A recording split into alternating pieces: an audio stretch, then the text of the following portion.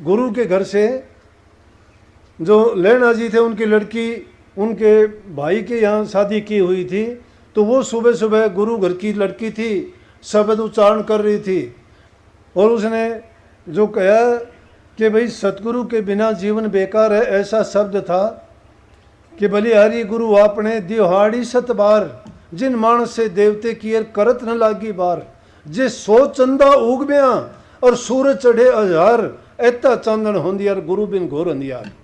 जब ये वाणी उसके कान में पड़ी सुबह के वक्त में, ब्रह्म मुहूर्त में देवते लोग भक्तों के लिए दात बांटने के लिए आते हैं।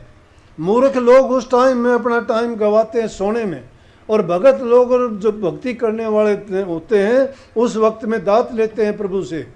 उस शांत वातावरण में उसको ब्रह्म मुहूर्त कहते हैं।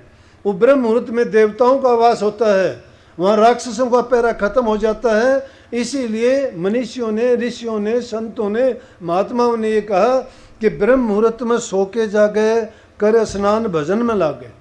ब्रह्म मुहूर्त में जो सो के आदमी शरीर की थकान खत्म हो जाती है, और ब्रह्म मुहूर्त जो देवताओं का समय होता है उसमें बैठ के अपने इष्ट का ध्यान लगाता है, उसको उस वक्त में 1000 गुना फायदा मिलता है। तो उस वक्त में जब वो लड़की स्नान करके और सुबह ये शब्द उच्चारण कर रही है, और उसमें जब आखिरी वाणी का ये श्लोक उसके कान में गया कि भाई 100 चंदा उग बिया, कि 100 चंदा भी उग जा, और सूरज चढ़े 1000, के हजारों सूरज आकाश में उग गए, और इतना चांदन होंदिया कि इतना चानना भी हो जाए तो भी बिना गुरु के अंधियार है।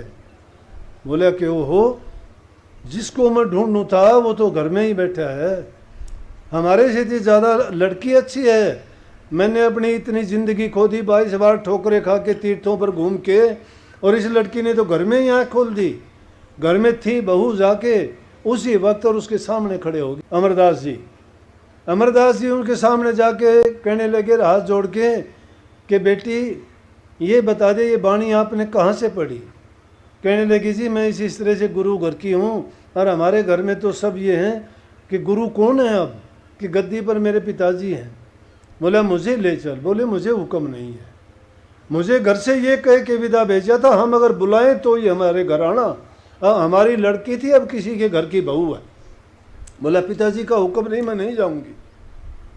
कहने लगे मेरे लिए ये कष्ट कर ले, कोई बात नहीं, अगर तुझे कुछ होगा तो मैं माफ़ी मांग लूँगा, उसकी जो भी सज़ा होगी मैं उस सज़ा भुगतने के लिए तैयार हूँ, लेकिन मेरा जो जीवन व्यर्था चला गया उसका पछतावा मेरे से किसी प्रकार से भी पूरा होने वाला नहीं है। मैं तेरा युग युग तक एहसान मानूंगा, मुझे वो गुरु दिखा दे। बोली कि चलो